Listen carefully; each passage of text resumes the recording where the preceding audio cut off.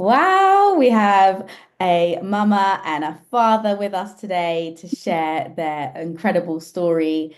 I have read a little bit about your story because you, of course, emailed me. And as soon as I read it, I thought we have to get this on the podcast.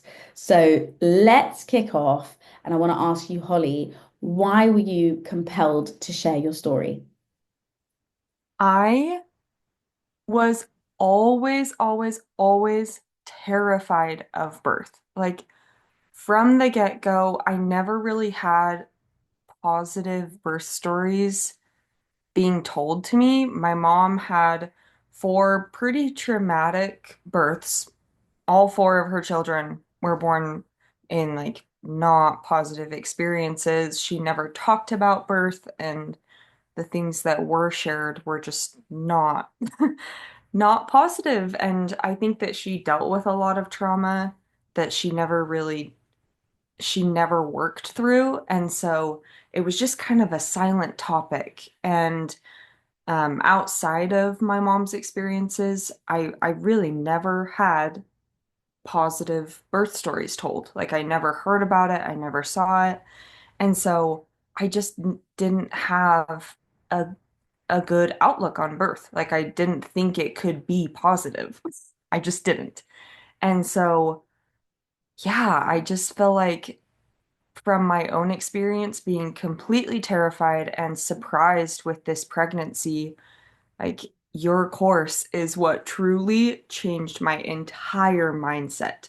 Like it flipped it 360 degrees and now like I have the most positive experience that I could have asked for and I want to share that. Like I want to share it with anyone I can. But you wouldn't say it flipped 360 degrees until, like, you didn't know that that actually flipped until the birth, like the Yeah. moment of your contraction started. Yeah. It Because even was before that, I was still scared. it was when that started your labor that you were like, "Oh, okay, let's go into this." Yeah. And all of the nerves went away and you were ready. Yeah. Mhm. Wow. Oh, I can tell this is going to be good already. So and tell us a little bit about yourself, Marcus. Why don't you tell us where do you live? Obviously, I think this is your first. Give us a little bit of the history of your relationship. Sure. We've been married now for almost 3 years. We live in Provo, Utah. I'm finishing school. I'm studying physics nearby.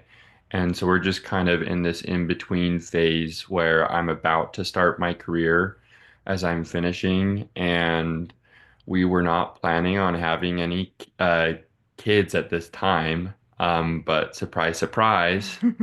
And all of the worries crept up instantly. So, I'm just a college student and she recently graduated, and we were like, okay, this is happening. And we're not in a situation to be super comfortable right now. And so I just think naturally we both kind of worried, but Holly especially, just not really being mentally prepared. And did you feel like you carried fear of birth? No, which is probably really good. I've Mm. always been the the positive outlook, like I'm ready for whatever happens. And so she dove in to Birth Box and really set a schedule of I need to study this on this day so that I can finish everything. And no matter how much she studied, she still worried. And I was here saying everything's going to be okay. And I Yeah. tagged along wherever I needed to with like birth box and feeling prepared myself. But my outlook the whole time has been like, we're gonna get through this. This is gonna be all right. Wow. And that's Holly, that must have been like, super nice for you to have that as like a kind of anchor. Yes, he was my anchor every single day. Like I would have a lot of panic moments, especially I'll get into it more, but just especially after meeting with my midwife, a lot of times it was like after our prenatal appointments, I would just kind of spiral because I was still so scared just about all the what ifs. Yeah, I Yeah. mean, It, you have no idea how many women I work with and that tell me they're so scared of birth. And the ones that are really, really terrified, it's often down to the mother's stories and how Hmm. it's impacted them because that's your mum. Like Yep. that's kind of the first, stories that you've ever heard of birth, and it's your Yep. mother. So it's deep. Hmm. Hmm. Yeah. It just, yeah. Anytime when we met with our midwife, if she mentioned something you hadn't thought of, or she took the conversation in a direction that had a negative turn, Yeah. it left Holly in this kind of cloud where she was left to speculate everything bad that could happen with potential risks that you were dealing with. And so we learned to ask thorough questions with our meetings with the midwife. Yeah. Yep. Wow. Yeah. But Wow. she was really reassuring too, so that was nice. Where would you like to begin? Um, I guess, yeah, we'll just start from the very beginning with the pregnancy. I have kind of a an interesting pregnancy journey. Go for it. Go for it. I'm all ears. So yeah, we found out we were pregnant, and the very first words that I said were, "I'm scared," because my mind immediately thought of the birth and how painful it was going to be. Like, I had a really hard time envisioning like the excitement of it all. And I hesitate to even share this, but like I wasn't excited for a while because we were not in any position to be prepared to have a baby. It was like the shock of it all and my mind going directly to the fear of the birth itself. Like it was just a really, really hard time for me to kind of accept what was happening and get excited for this baby to come. It was a really weird experience because I was excited, but I was also terrified.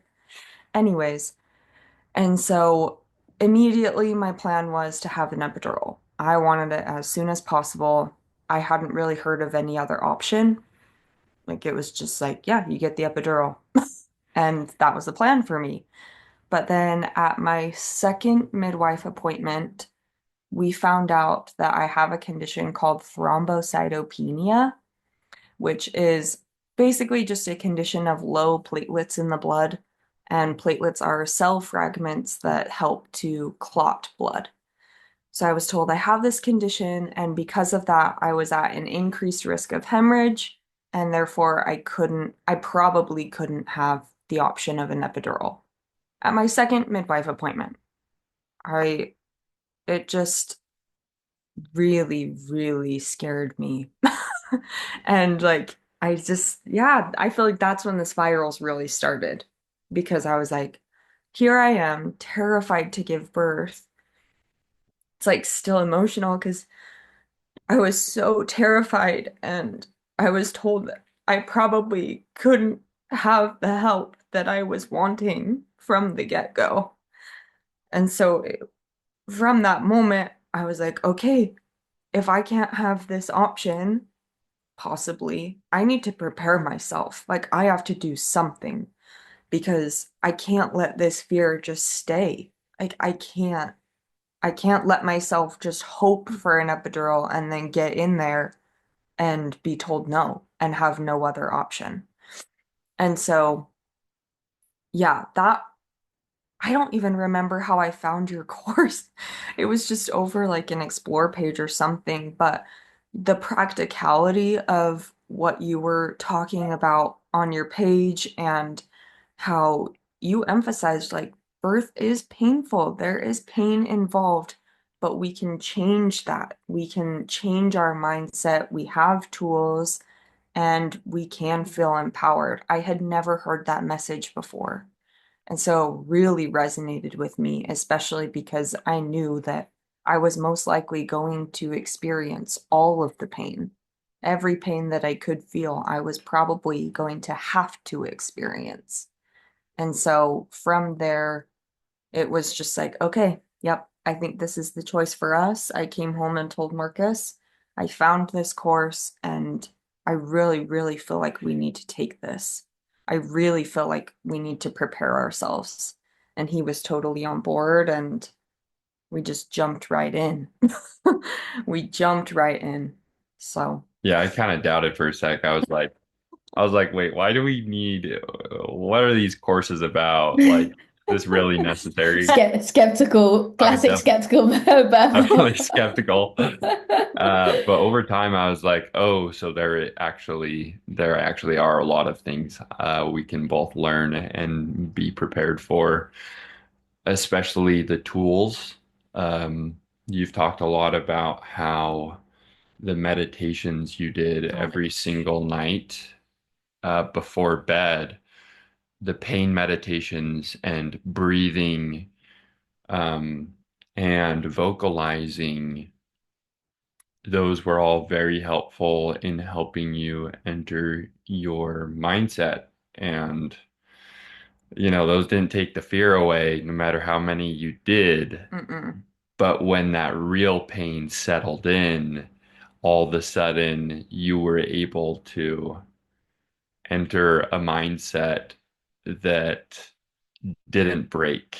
Mm-mm. That And is so like it's so interesting and I think really, really reassuring for women to hear because often we think that we have to be fearless when we go into birth. Otherwise, it hasn't worked and we're not prepared.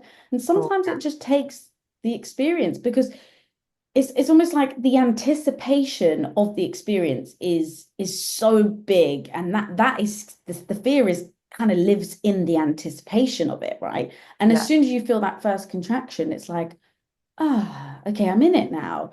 And then Yep. the anticipation's gone, and then you can kind of lean into it, and then you're like, okay, cool, like this has worked because I'm not feeling as fearful. Anyway, I don't want to kind of put words in your mouth, but it's what's really, I think this is really going to be really helpful for women to hear that you don't necessarily need to feel like all the fear's gone. Yeah. Yep. I did not experience the fear being gone. That's for sure. Like, yeah. And I think too, it was because of this condition that I had. I was labeled high risk, but I felt incredible. So that was also weird. Like, I was labeled high risk because of this risk of hemorrhage, but there were no like I wasn't experiencing any symptoms or any like physical effects that I could feel. And so as we got closer to my due date, um, they kept mentioning like, oh, you'll probably need to be induced and all of these things. And I did not want to be induced, especially if I didn't have the option of an epidural. Like that was a big no-no for me. A big no. It was really, yeah, just a really interesting like the fear mongering Yeah. of the whole system. Like, just you'll probably need to be induced, and there's the risk of this and risk of this. And if you have a cesarean, we have to put you under. Marcus can't be there. Like, it was just maybe you all of should Whoa. these. um, Yeah. go through the timeline of this, like you taking the steroids leading up to it, Oh, yeah. kind of how they helped. So that just Yeah. leads you up to the birthday. Okay. Yeah. So, every single midwife appointment, they would check my blood platelets to see where they were at. And the threshold of being able to have the epidural was at 100,000. Your platelets have to be above 100,000 to have the option. And my platelets were consistently around like 80,000-ish. So at about 33 weeks, they decided they were pretty low. I think they were in the 70s, like 75,000. And if they get too low, then it's risk for me and risk for baby. And so we'd have to do an emergency cesarean if they got too low. So they continued to watch them, and at about 33 weeks, they got down to, yeah, I think it was 75,000. Mhm. So my midwife decided to give me an oral steroid. I took the steroid for about a week just to increase the platelets enough to keep baby boy inside. She was like, I don't want to have to go to, necessary cesarean, and so we're gonna try steroids, see if that brings them up enough just to keep you laying low for a little while. So we did the steroid, and that took me up a little bit. And then at 36 weeks again, my platelets were considerably low. And so at that point, they did a steroid injection just into my glute. And that brought them up a little bit again.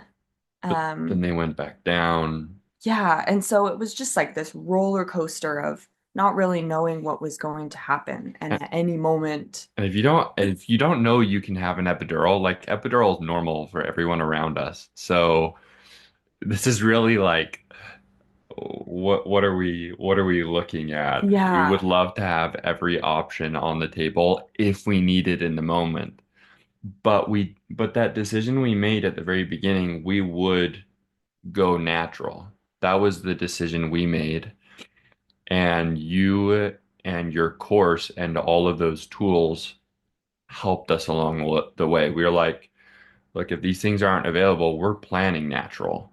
yeah, So that with the roller coaster of not knowing if other options would be available was scary because if those aren't available and she has to have a C-section, something goes wrong, they're putting her under.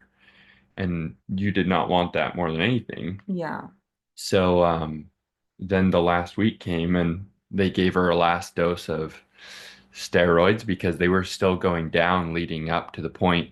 And I think part of it is because he was growing in her so much. And that last week, they set a due date on Tuesday, and we thought it was a super like hard due date. And so we go yeah. in with all of our bags packed, like this is happening. And they check her blood platelets and they're like, they're too low right now." And she calls her midwife and the nurses are there. And her midwife calls the doctor and they're like, we're gonna go to Friday actually. And Friday's a hard day. So we didn't know that they were like just going to check up on us. We were ready that Tuesday. We got there with our bags. We're gonna have a baby. Nope, go back home. Which is like So how bizarre. many weeks are you at this point, just so I'm following? So I was 39 and 3 days, and then Right. they wanted to induce me on that Tuesday because they gave me the steroid on Friday. And they said, okay, at this point, like your platelets should be their highest on the Tuesday. And so we'll induce you on that Tuesday, and hopefully you'll have the option of an epidural. And I was like, that's just so odd to me. Like giving me the steroid, which I was trying to just trust their best judgment because I didn't really understand how serious it was.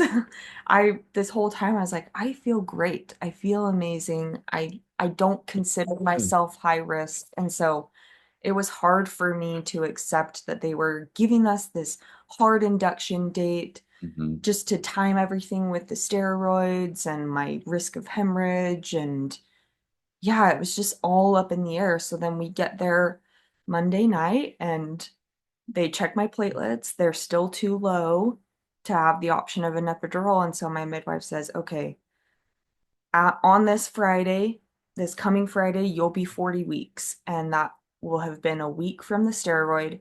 At that point, if your platelets aren't up high enough, there's nothing else we can do. And we need to get Yeah. baby boy out. And so yeah, we were at the hospital. They told us, just kidding, go home. You're not having this baby. We're like, okay. We text our family. Sorry What? guys, we're not having a baby tonight. We're gonna wait till Friday. Oh my gosh. So we go home without this baby. And I honestly, I felt really like my world was kind of thrown. It was really weird, but we felt really good about going home because it meant I had another few days to hopefully start spontaneous labor.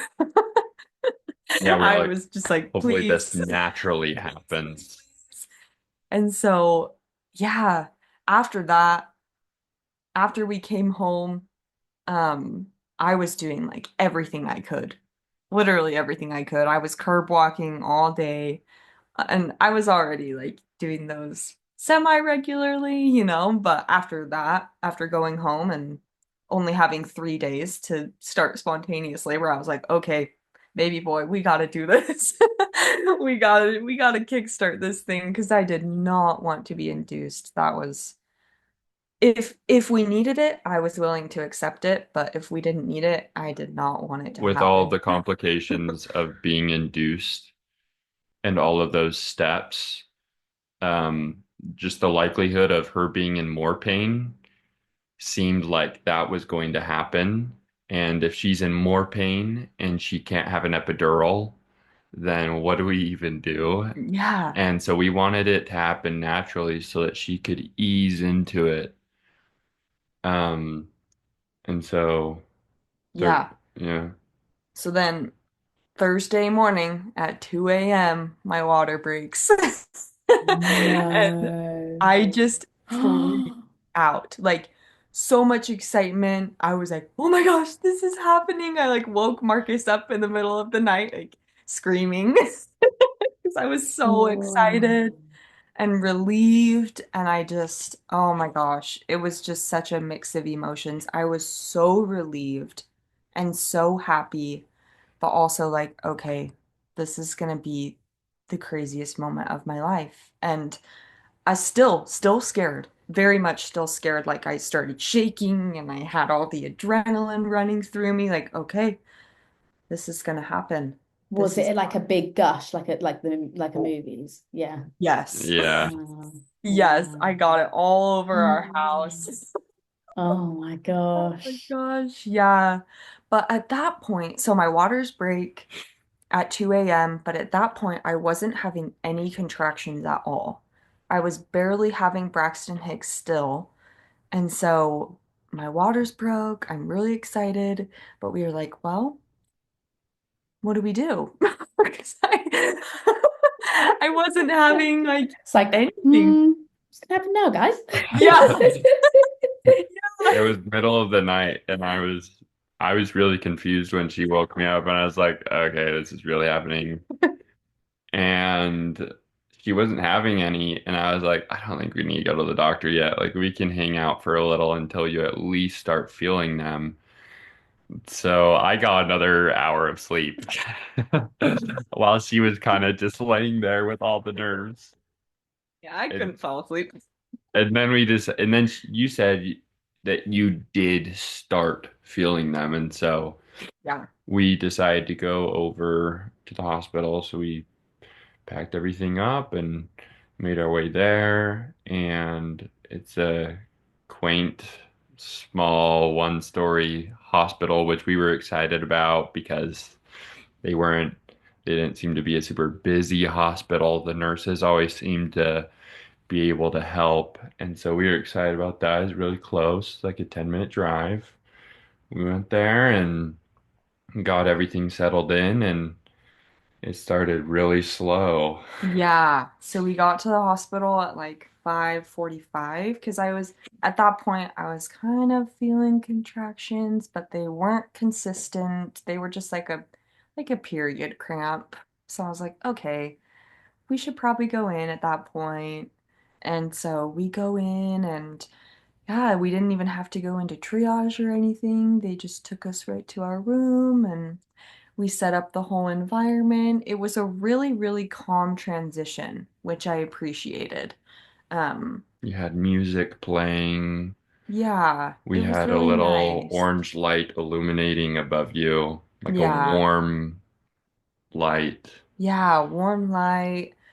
We had an essential oil diffuser going, and I had set all of my affirmations on like the little table that they give you. So I had like put all of those out. It was just a really, really nice transition. And at first I was thinking like, okay, if we start spontaneous labor, I'd love to labor at home as much as possible.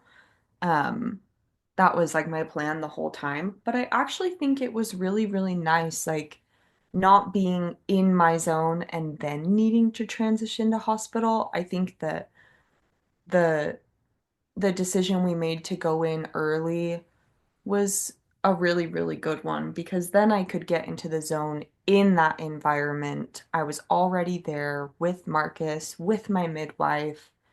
Yeah. Yeah, I think especially because, like you say, you went to a quaint, like not a busy hospital, so that would 100% would have influenced your ability to just be able to relax, and no one's kind of Yeah. waiting for beds and stuff like that. Yeah. So yeah. Yeah, we didn't even hear like anyone else really give birth at all. So it Mm-mm. was Wow. really Wow. quiet. And the Wow. nurses didn't seem crazy busy. So when we went in, we met with a few hours after we got there, we met with the midwife, and she told us that she could not be there for the birth and transitioned us to another midwife who actually was amazing Yeah. that we came to value so much.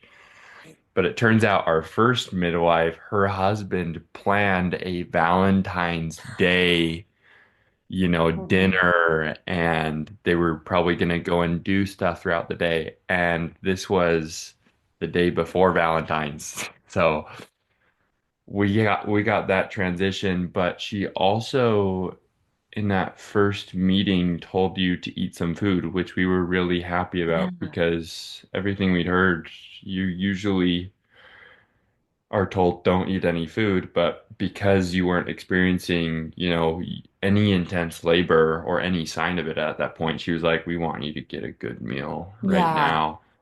And kind of waited out for a few hours. Did they give you the cervical ripener at that point, or was that? Yeah. So my water broke at 2 a.m. and then by like 8:30, 9 o'clock a.m., I still wasn't having consistent contractions. And so at that point, my midwife said, okay, we need to do something to kind of, get your body to realize what's going on. I also had meconium in my waters. And so they were a little bit worried about that. Not super worried, but just monitoring me and baby. And yeah, by 10:30, I still wasn't having consistent contractions. They still weren't coming in a rhythm at all. So they decided to start me on Cytotec and just give me a little boost and hopefully like kickstart consistent labor. And it worked immediately. Yeah. Like I took the pill and 10 minutes later, boom, consistent contractions. wow. And did it come on quite quickly then? Because I have Yeah, heard that, yeah, wow. yeah, So yeah. It yeah, wasn't, I would say it started getting really intense by 5 p.m.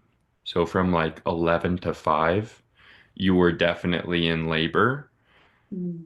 but it wasn't unmanageable for like in any way. You yeah, were Yeah. you Okay. were I'm like gripped, hanging on every word. Can you just like, I need to know like exact like details. Okay, so given the side tech, like where yeah. are you? Are you leaning on the bed? Like where are you, Marcus? What's going on in your head? Like I'm like, I need to know everything. yes. Yeah, take us through like Yeah. the emotional journey, like what's happening, who's in the room, like everything. Okay. So, yeah, that whole morning I was just laying in the hospital bed, but the buildup and the anticipation of like knowing that I'm about to experience pain but not having any yet, like that was going through my mind pretty often. Like, okay, when am I going to start experiencing the pain? When am I going to start feeling this? Because period pain is like no big deal. So, yeah, the anticipation of just sitting in the room, kind of waiting for things to happen was a really, really odd experience. Like we're just kind of hanging around, they're checking my vitals and everything. But then after they gave me the Cytotec, yeah, immediately after I started feeling contractions and I decided to, from the get-go, like as soon as I felt them coming in a rhythm, I I got into my zone. It was like that was an immediate choice for me. So I started out on the birth ball and just kind of holding Marcus's hand. He was sitting next to me and he was also like with me the whole time, in the zone with me. Like from the very beginning, I had him right next to me and he didn't leave my side. I could feel it. And the nurses weren't really there at the beginning. It was just both of Yeah, us they as just let these us do our thing. contractions were starting, and they weren't very intense. But Yeah. I didn't realize with unmedicated births how much I and the nurses do. Like we are applying counter pressure as soon as those start getting intense Yeah. every moment. And so as those first couple of hours started moving, you got off the ball. They gave you like this U-shaped inflatable um kind of thing to rest forward on with your belly, hanging in this open area. And then we just transitioned from all of these different positions. You were sitting on your butt, kind of leaning back. Yeah. Because I was experiencing back labor like the whole time from the very beginning. And so most of the positions that we were in were a lot of forward leaning positions just to try and get gravity to pull the baby down a little more into the right position. And so, yeah, I was on the birth ball not for very long before transitioning to leaning on the cubby, and I was on the bed just on all fours. That felt amazing, but my legs were falling asleep.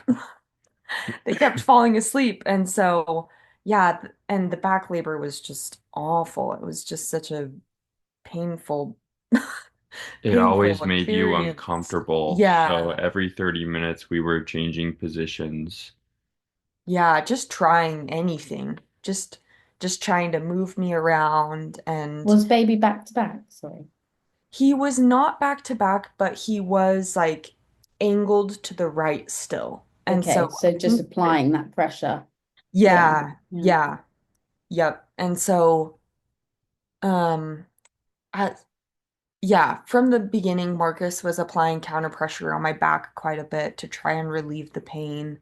And then at some point, all of this is pretty blurry as far as time goes. Time is like completely gone from my brain. For her, she was like in the zone the entire labor. And we would have to like talk to her, like, are you okay? Is there anything we can get you? She wouldn't ask for anything because she was vocalizing with every single contraction.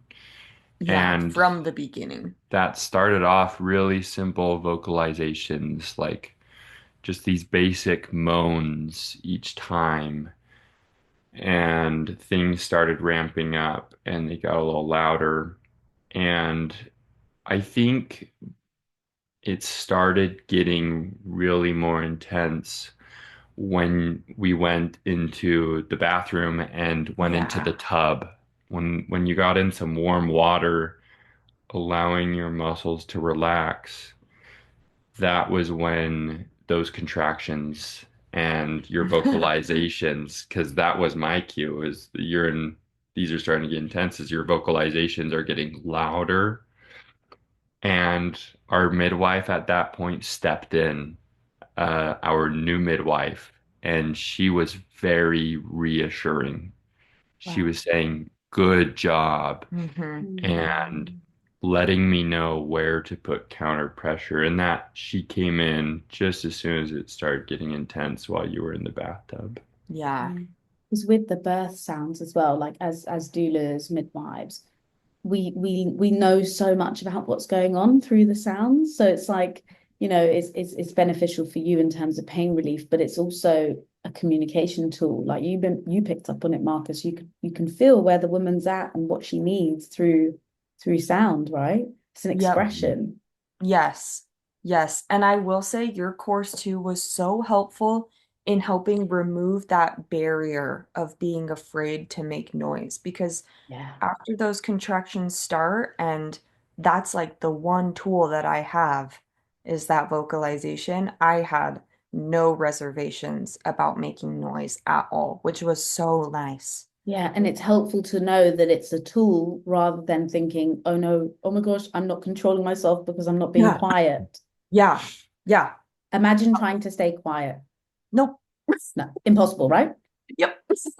Thank you. Yep.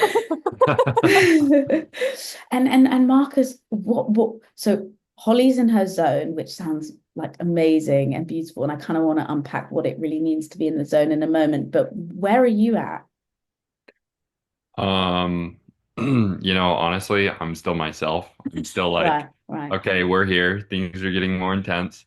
And I'm basically just holding on to her hands and trying to just be there for comfort. And I think she really enjoyed me holding her hands while things were ramping up. I think if I was not applying that counter pressure as time moved on, I was holding her hands, and there were a few times when she had to go to the restroom, and I would basically carry her there.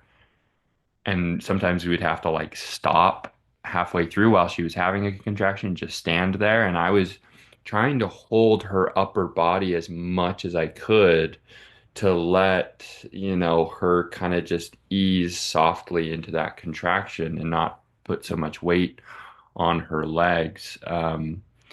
I was honestly still just me. I was like, we're getting through this. You're doing great, babe. And I would get worried, but that was later. The midwife a few times had to leave for maybe like 5 or 10 minutes to, talk with the doctor. And when things got really intense later, that was when I started to get worried. But at this point, I Okay, was we'll like, come back to this that. is good. By the way, at this point, are you on continuous monitoring or intermittent? Yes, Continuous. we had requested intermittent if possible, but Yeah. because there was meconium in the waters, they wanted continuous monitoring because his heart rate was pretty Was that an low. internal? Was it the No, CTG just the straps? strap. Yeah, Great. yeah. Okay. So I think we left off, you were going in the tub, you were in the tub, and then you felt the Yes, warm water and started feeling yes. really. And the tub was amazing. I would have loved to have a water birth. That was like my ideal situation, but just with the increased risk of hemorrhage, they said you can labor in the tub, but we can't let you deliver in the tub because if something goes wrong, you're not at a safe place. So, I labored in the tub and that felt incredible. And the moment that my midwife came in, was so reassuring. I mean, she helped me kind of coach me through like using my vocalization. She would tell me like go a little deeper or like yes, stretch that sound out a little more. Like she was so just on board from the get-go. Yeah, it was so nice. And she probably could see, like, well, I mean, on your birth plan, did you say we want a physiological birth? And had they had Mhm. that to hand? Yeah, Yes. And they never amazing. asked us once for If you an want pain epidural or relief. Yeah, anything. yeah, yeah. Yeah.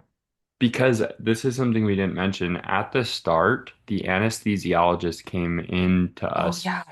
and he's like, your platelets are at 94,000, but I'm willing to give you an epidural. Oh gosh. But Yeah. but we were like, we've been planning for a natural birth this whole time. That's what we're doing. Oh my gosh, that's so And interesting. So then that you yeah, still didn't, that's, oh, this is kind of a spanner in the works of the story. So you're we now didn't like, even it's not like I need to have a natural birth because I can't have the epidural. You've literally been told you have the epidural. So then what was the motivator then? Because after that point, was that the seed that was planted? Were you thinking I could have an epidural, or were you now like, well, we're in this natural birth plan? Yeah. I remember thinking, um, I've listened to every single one of your podcasts, and I remember you saying like a physiological birth is not for everyone, and so you need to find what will carry you through. And that was also a really daunting thought for me because I didn't want a physiological birth. I didn't want to go unmedicated, and so I didn't really have that motivator. That was like something I wrestled with my entire pregnancy because I didn't have that motivator. I didn't want to do this. And so even now, I don't really know what carried me through. I think it was just this like decision from the get-go, like Hmm. I need to be prepared for an unmedicated experience. I need to be prepared for this. And so after the anesthesiologist came in, he's like, "Hey, I know we're really low. I know it's risky, but if you need it, I'm willing to give you the epidural." I I feel like I didn't even really consider it. I just went Nope. like, "Okay, thanks." And that was it. We were just Wow, like, we've been wow, you were planning for in a it. natural birth for Yeah, so yeah, long. This is what we're doing. Yeah. yeah. So I think Gosh, it was reassuring to know that if I needed it, I had the option. And I yeah, think that that was really good for me to hear. Um, and it was a little bit of like a positive spark to the yeah. experience at the beginning. Like, okay, if I need help, I have it. And But that's really cool because it kind of then changes the dynamic of like, I'm not just doing this because I can't have it, I can't have it. It's actually like, well, we've planned for this and I'm doing it's almost feels a little bit more empowering that yeah, Yeah, it you was. despite, yeah. So then the midwife's saying, nice low sounds, she's coaching you through, then what happens? so after that, again, my legs were falling asleep in the tub, and we tried because I was leaning over on the tub, but kneeling on my legs, and they were falling asleep really, really quickly. And so we tried like laying in the tub, but because of my back labor, that was a no-go. That felt awful. And so, um, yeah, after a little bit of time, just kneeling on my legs after they fell asleep, I was like, okay, this isn't comfortable anymore. So again, we moved back to the bed, and after that, I did not open my eyes once after that. I have no idea what positions they were putting me. But Marcus and my midwife and there were what? I don't even know how many nurses there were. There was usually only one nurse with us, and the midwife basically told us, okay, let's try this position and this position. And I think that you liked the different positions. Some of them, like she had you laying on your side with your leg up in the air for one, and that one definitely to me seemed more painful. But other positions, like laying forward on the cubby, seemed easier, but your legs would just kind of give out after a little. So we were constantly transitioning these positions, and this was when I really had to start applying counter pressure. So we were putting pressure on both sides of her hip. So the midwife or the nurse on the opposite side of me on the bed, I would be applying like my whole weight into her hips with my palms and It felt amazing. Love it. or her lower back. And we would just move positions, and it seemed like time started just moving faster and faster. And her contractions were definitely getting more intense because she was moaning louder and louder. And things didn't really change. They were pretty much the same from there, only the intensity got more and more, and I started to ask myself, how long can you do this? Because every 3 minutes it starts and lasts for 2 minutes, I or had coupled contractions at that or point. 2.5, and the other one starts as the last one is ending before it's even over. Like it just lasts for so long, and I was just kind of amazed at how much pain she could endure without freaking out. She was in the zone, vocalizing the entire time and didn't really say anything, but we could just hear how much pain she was in. And that was pretty much the same, just moving positions. She was sitting, she was on the ball, she was on the cubby, she was laying on her side with her leg propped up. and we were just putting our full weight wherever we could to help her feel better. And yeah, just long and difficult from about 5 to 9 p.m. That's how it was. And then you were in the transition phase where you were close to 10 centimeters. So we were close, but we were in that transition phase for about 2 hours. And that was the most intense part. Had you had any cervical checks?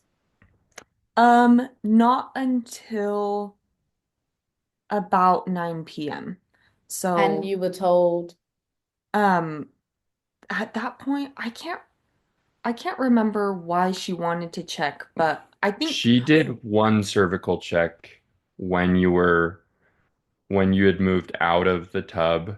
She said you were at 7 centimeters. I do not even remember that. And then we said we don't want more of these until we're like, you're very, very close or you're already there. And she totally respected us. She respected that we wanted natural. She respected that we didn't want cervical checks, and she never asked for those. it's amazing. So she sounds like a midwife who, really supports physiological birth. And I bet she was quite excited to see, a She physiological was. birth. Sadly, a lot of midwives are struggling to get like physiological births under their belt as training. And, it's something that I know when I go into the hospital, and I can tell when there's a working with physiology midwife. And when we say like Hmm. this is what we want, they're like, okay, like let's do this, and it's Yeah. and it's exciting for them. Yeah, that's totally how it felt. And it was at that point from the tub onward, I was unresponsive and I had decided in the tub in that moment, like, I'm not going to make decisions. I trust Marcus to make decisions. We're on the same page with what we want for this birth. And I trust the midwife. I trust her judgment. And especially after like feeling how supportive she was and just how on board she was with what we wanted, after feeling that presence from her, I felt so much more comfortable. And I think at that point, that's when the fear was gone. After I Definitely. felt that support system and I knew, like, okay, we're on this road together. Like, Mhm. the fear was gone. I had no reservations about needing to make decisions or needing to advocate for myself. It was like, no, Marcus can advocate for me. He knows what I want, and he's on the same page, and my midwife is right there with us. And so at that Mhm. point, I did not speak. I did not open my eyes.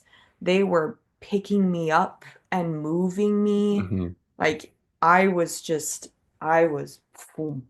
Well, to just explain for the people listening in terms of like the physiology, what's happened is the thinking brain has started to, it diminishes essentially, and you go It into does. like your primal being. And the beautiful thing about what you said is you were held and you were supported. And so that enabled that process to happen. And it's the hormones that make that happen. It floods your system, and you then become unaccessible. Yeah. You have gone somewhere else. Your body is now doing this. And that I'm just so happy that you had the support to be able to do that. And that would be my hope for every single woman listening, is that they too get to experience this.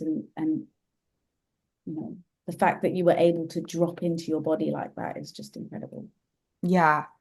And I remember you saying that in your course multiple times, like the thinking brain switches off, the primal animalistic part of you comes out. And I didn't really, I didn't really know if that could happen for me, honestly. Um, I mean, I think that's where the meditation really comes in, is like allowing your, allowing all of these thoughts to kind of just let go. Were you I listening to them in labor? Yes, yes. I had the oxytocin bubble going for about 5 to 6 hours. And that was so Was beneficial. it on loudspeak? Oh yeah. Oh, the midwife's probably jamming, like getting the I vibes. memorized that whole thing. That's interesting. Yeah, so that's cool because I think it also sets the tone. So the midwife's hearing, she's like, okay, cool. I know what you've been listening to in pregnancy. I've got this. Like Yes. midwives knows the physiology, knows what's what. Oh, Yep. this is such a Yep. good So yeah, story.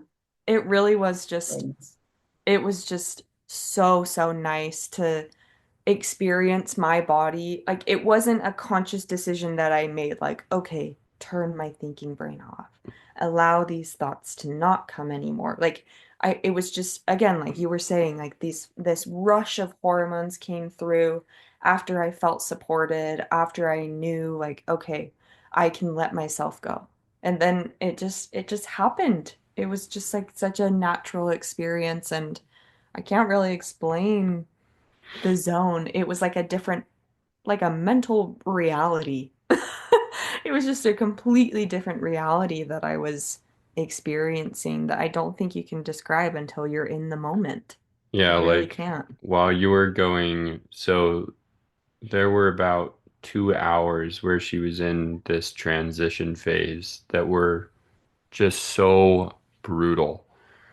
Like you were vocalizing so loud, and at times your vocalization would reach a higher pitch. Hmm. And I would be like, oh my gosh, that was bad.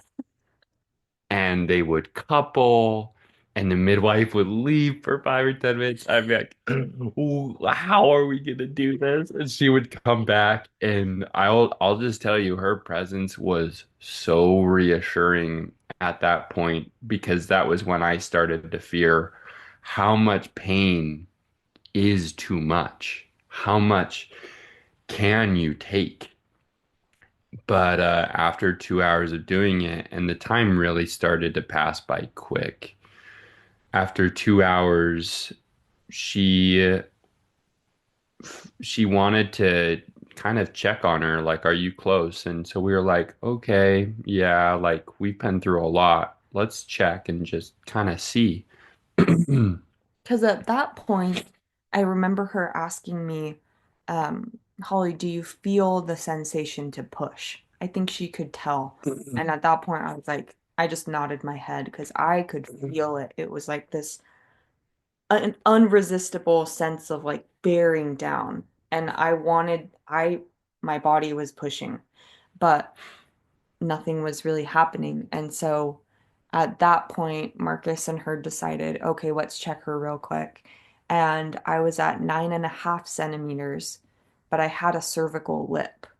And so, It's what went oh, through my mind. yep. Yeah. Yep. And so, yeah, they tried. She was trying everything she could to get that lip to go away, Put you but in different positions. yeah, and I remember that wasn't the most painful part, but that was definitely like a moment where, yeah, it was just like, okay, yeah, I'm feeling this for sure.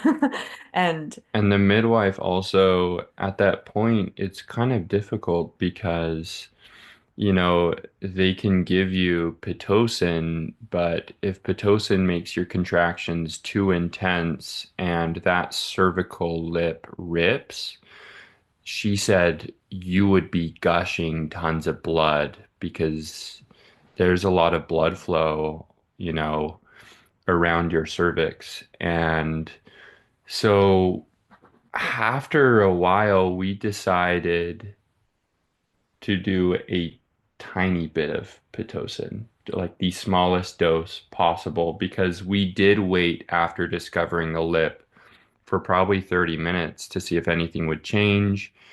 And she tried to kind of go in there and see if she could move it a Yeah, little bit. that's what I thought. Yeah, that's what usually what And midwives will do.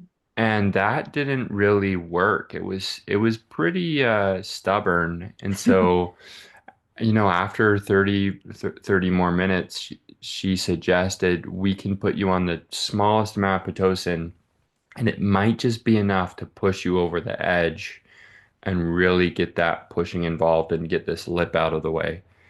And at first we were like, we don't want to do that, but after waiting, we were like, yeah, let's go ahead and try that. That seems like Keep the in right mind, option. I Marcus made this decision for me, and He it was was kind of talking. perfect. I didn't know you were completely out of it. Like when I looked at you, I could tell you were in the zone. But yeah, me and the midwife were like, it seems right. So, Yeah, but within 5 minutes of that smallest dose of Pitocin, she was pushing.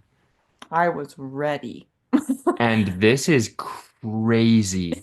I had no idea women are possible of making war cries like that. Pushing moves from moaning to yelling, and they are like very like masculine sounds. And War at that, cries is such a, that's exactly it. Yeah. I just had little and they shivers, by the were, way. it was just so like natural and so you use the word primal, and I was amazed. And what was I gonna say? At this point, I had been applying counter pressure so much, and I hadn't been eating hardly anything at all. We'd been giving you some apple juice and some water here and there to kind of give you a boost, and I was having a little bit. But when she started pushing, and the midwife was like, "We're gonna have a baby soon," and I started seeing all the blood, I was about to pass out. And I told the midwife, hey, I haven't had enough food today, and I've gotten this workout over this 11-hour period applying counter pressure. Like, I am gonna pass out, and that's what I'm fighting.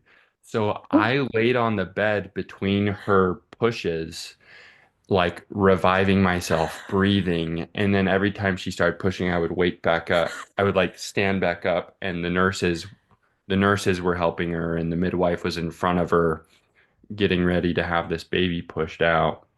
Yeah, bless And Marcus. and I was like, I have to see this. I feel I've like been I doing feel like this is the moment where we need like a pause and like a just a, like a sort of like tea break and like just like I need to like collect myself because I'm like what I don't know Yeah. what is gonna happen next. Like you guys are explaining this story so well and so on edge. Is he gonna pass out? Is the baby gonna Yeah. go?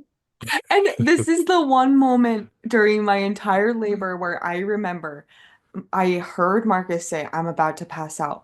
And I remember vaguely opening my eyes and saying, it's okay, babe, go sit down. Oh my gosh. I knew I was like, he cannot pass out. He is my support system. So if he's gone, like I just knew he could not pass out because he was my support system. So I remember saying, it's okay, babe, go lay down. But the amazing thing was during these last pushes, between those pushes, your lower back pain was gone, and she Yeah. felt a lot of relief between Yeah. each push. Yeah, so the Pitocin, it took away the cervical lip, but then it also, I don't know how, like, um, if this is actually what happened, but for me, the Pitocin is what moved him into the right position because as soon as the Pitocin kicked in, my back labor was gone. And up to that point, like, for me, the back labor caused like a continuous back pain. Even between the contractions, even when there was rest, I never truly felt rest. There was always just this like constant backache the whole time. But the pushing stage, like in between pushes, that was pure rest. That was like the first moment where I could completely let my body go. It like felt incredible And in I between. could see her at this point, she was more conscious. Yeah, She was no longer in that, cloudy darkness where she was battling her demons.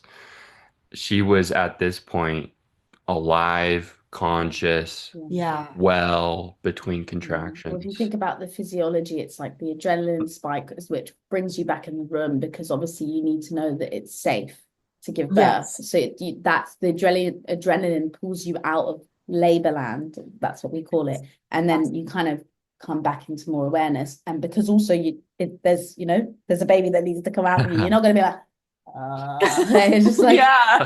so what's so interesting as well is like I feel like Marcus, you've picked up on all of these kind of subtleties of the whole labor process and how the hormones and it's just really interesting to hear actually. Yeah, it was a really, I mean, I'll tell you one thing I realized after everything happened was I will never look at women the same because I had no idea they were capable of this much strength and ability to endure for so long. Wow.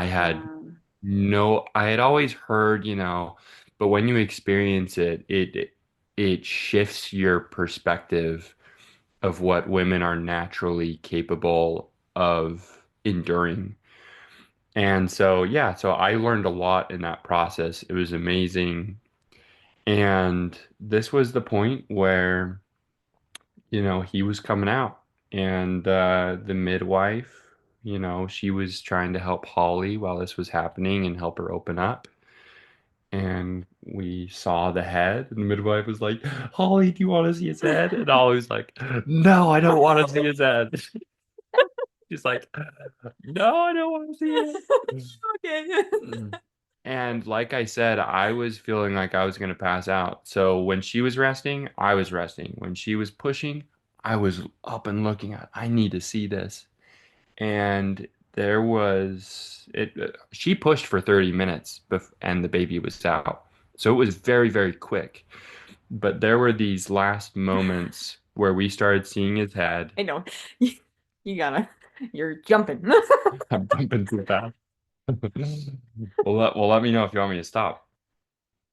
Um, we started seeing his head, and the midwife was like, "Okay, Holly, on this push, I'm going to tell you to stop at a certain point so that the baby's head can, start coming out, and I can make sure it's properly coming out."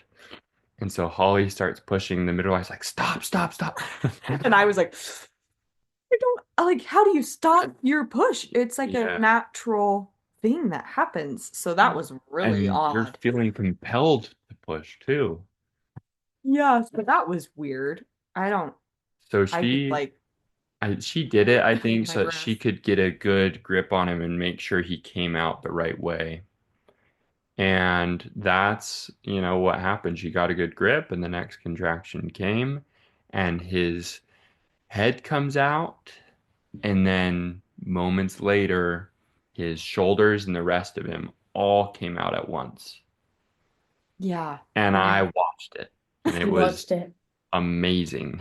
Yeah. And Mm. the crazy thing is, at that point, I was revived and all of my energy came back. And I saw this baby and I was all smiles.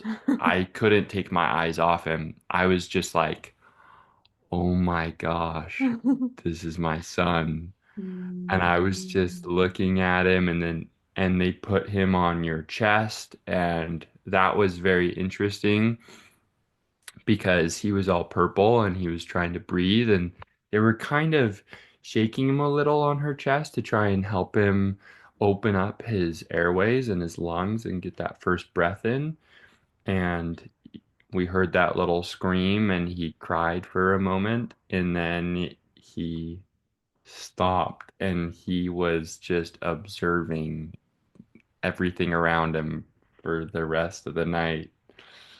And that was really special to just see his calm personality. And I cut the cord, and I mean that was fine. There wasn't anything super special about that, but Was special for me. Mm. Gosh, this is so brilliant, by the way, because rarely do we get to hear the birth partners perspective on the birth. And so it's so nice to like, it's like the way you're telling this story is really incredible because I'm getting your view, your view, and it's like building this whole picture which we rarely get to have. The birth Yeah. partner is kind of the untold story, really. So it's Yeah. amazing. Yeah. So as the baby slides out, how did that feel for you?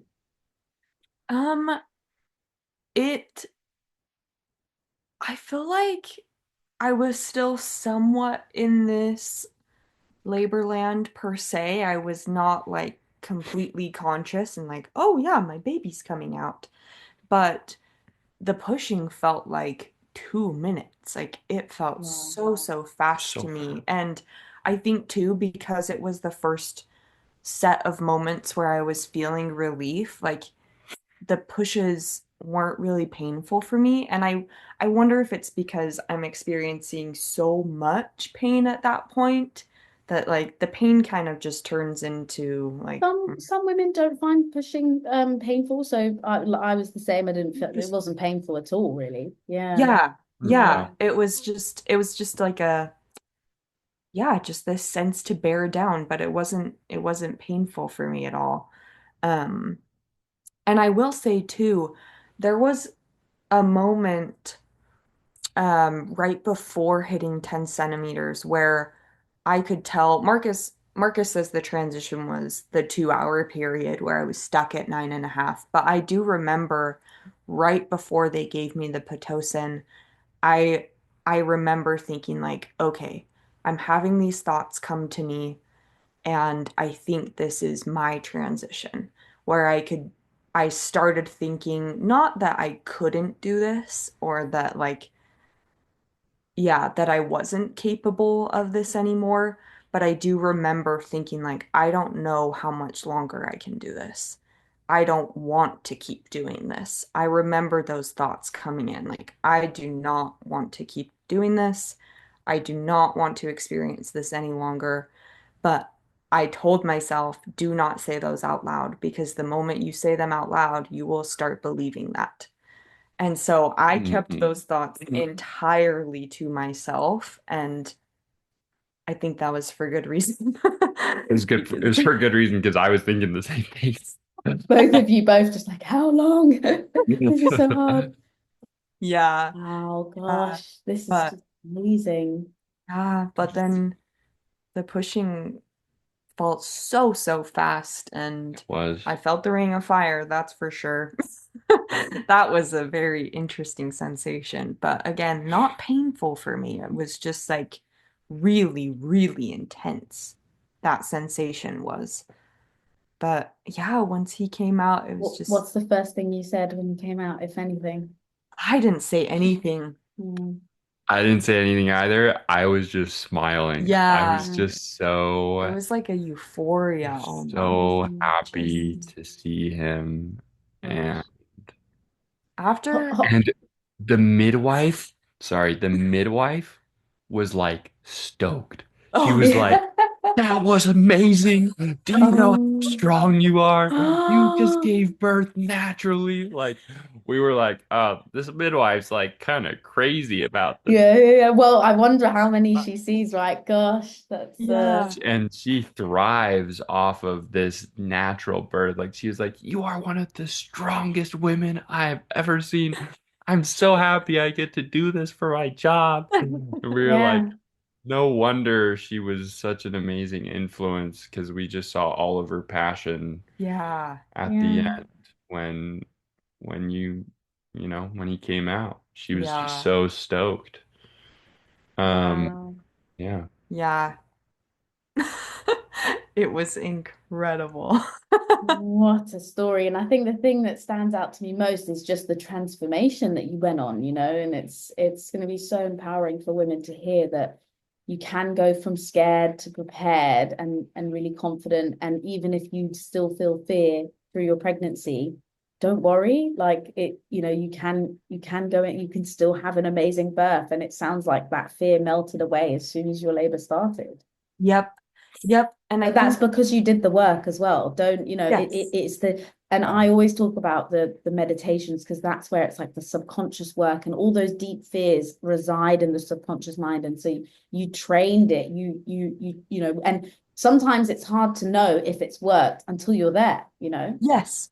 Yes, that's exactly what I was experiencing because I've never really meditated up before this, and even I remember listening to one of your podcasts, one of your little voice notes, I love those, where you were saying like I think meditation is the most useful tool that you can use to prepare for the birth. You don't use meditation during birth per se, but I remember thinking like, okay, I don't know if this will be useful for me, but I'm going to trust what Poppy is saying and I'm going to just try it. Like at this point, like all I can do is try everything I can and then trust that these tools and this preparation that we've done will see through and it will Wow.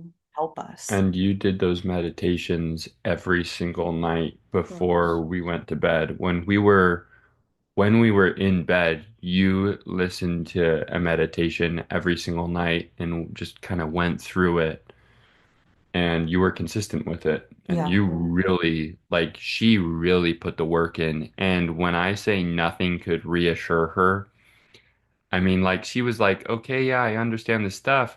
I haven't found my motivation yet. I haven't found my purpose Mm. yet. Mm. But it all went away as soon Yep. as it came. Yep. Incredible.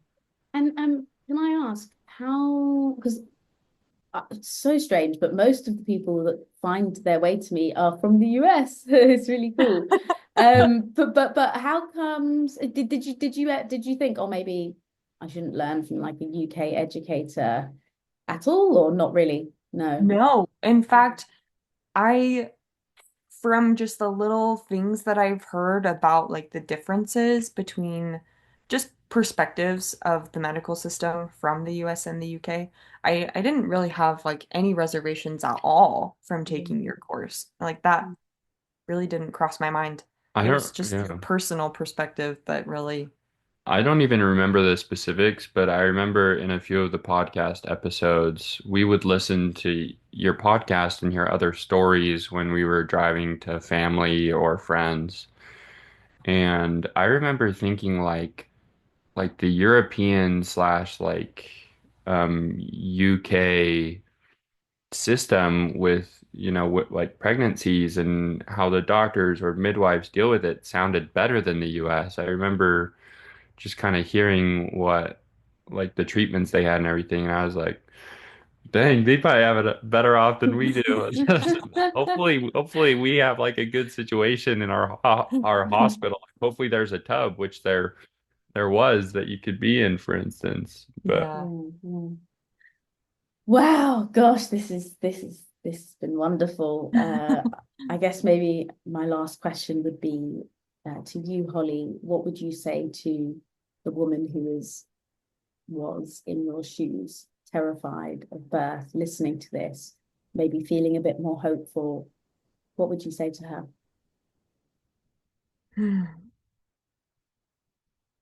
I think just a deep understanding that my body was designed for this, truly, and that every single fear that I had was real. It was real fear. I was absolutely terrified, but my body was designed for this, and having the right support system and really just taking taking every single tool that I could possibly find, every perspective, listening to every birth story I could, and just educating myself. And then once it came to it, just trusting my body and trusting the knowledge that I had.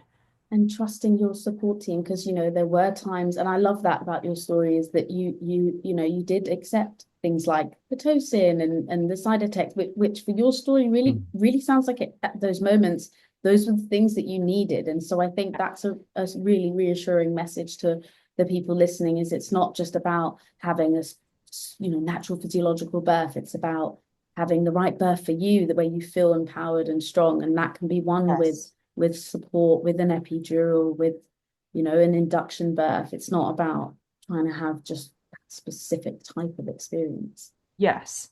Yes. And at the end of the day, knowing that that's the right support system will respect your hopes. And right, we gave my midwife a birth plan. We told her everything that we had hoped for. And with the right support system, like they will give you what you need and also respect what you want. And there's like such a beautiful balance. And that's truly what like got rid of the fear for me was just being as prepared as I could and trusting my body's ability to do this, but also trusting my support system and knowing that at Amazing. the end of the day, if I need the help, I have it. Beautiful. I am going to recommend that people listen to this with their birth partners. So, Marcus, back to you now. Just one final message. So obviously there'll be some birth partners who listen to this with the woman that they're supporting. Is there anything that you would say to them? Any reassuring words about maybe how they can prepare for the birth as well? Yeah. Um, I mean, from my perspective, it totally worked out. I think that my influence helped make Holly a lot more calm in the moment when she was in labor and just, giving her a lot of reassurance. But also, women have way more strength than you could think of. You have no idea how much strength a woman naturally has until you're there. So don't ever doubt that, your birth partner can't get through this. Like they can. They're you may not know it and you certainly don't, but you'll find out and don't doubt that because that's for certain what I learned. Yeah, and we And feel the doubt. We can pick up on that, right? If anyone's kind of doubting us. I love that. So believe in her. Um, especially if she wants that physiological birth. That's a beautiful message. Mhm. Oh wow, it's so nice to meet you both, and thank you so much for coming on the podcast. And now you've left your little story right on the Yep. on in the space where you sounds like you binge listened to a lot of it to prepare, and it's amazing that you've gifted back to the community. So thank you so much, and join us in the village as well. We've got loads of